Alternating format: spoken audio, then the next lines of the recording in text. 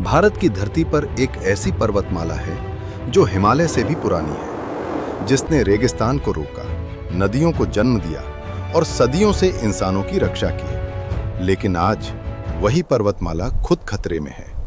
हम बात कर रहे हैं अरावली पर्वतमाला की। अरावली पर्वतमाला भारत की सबसे प्राचीन पर्वतमाला मानी जाती है। ये गुजरात से शुरू होकर राजस्थान, हरियाणा और दिल्ली तक फैली हुई है।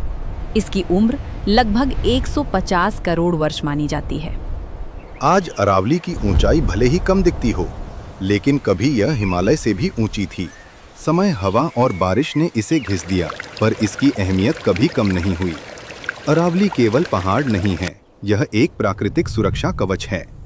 यह थार रेगिस्तान को फैलने से रोकती है, बारिश के पानी को रोककर भूजल रिचार्ज करती है, राजस्थान, हरियाणा और दिल्ली की हवा को साफ रखने में मदद करती है, सैकड़ों वनस्पतियों और जीव जंतुओं का घर है। अगर अरावली न होती तो राजस्थान का रेगिस्तान दिल्ली के दरवाजे तक पहुंच चुका होता। कई लोग नहीं जानते कि अरावली से ही कई छोटी बड़ी नदियां निकलती हैं। अरावली की चट्टानें बारिश के पानी को सोखकर धीरे धीरे जमीन में भेजती हैं, जिससे कुएं, बावड़ियां और ट्यूबवेल जिंदा रहते हैं। जहां अरावली कटी, वहां पानी भी धीरे धीरे गायब हो गया। आज अरावली सबसे बड़े संकट से गुजर रही है। अवैध खनन, जंगलों की कटाई, रियल एस्टेट और कंक्रीट का फैलाव, पहाड़ों को बंजर भूमि घोषित करना। हर दिन अरावली का एक हिस्सा चुपचाप खत्म किया जा रहा है।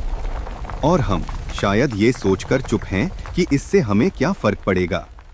अगर अरावली खत्म हुई, दिल्ली और एनसीआर में गंभीर जल संकट, गर्म हवाओं और हीट वेव में बढ़ोतरी, हवा की गुणवत्ता और खराब रेगिस्तान का तेजी से फैलाव। ये सिर्फ पर्यावरण का मुद्दा नहीं है, ये हमारी आने वाली पीढ़ियों का सवाल है। अरावली को बचाना नामुमकिन नहीं है।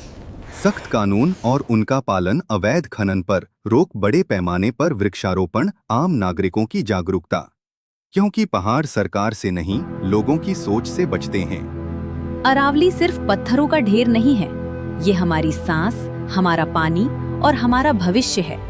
अब सवाल आपसे है, क्या हम अरावली को बचाने के लिए कुछ करेंगे?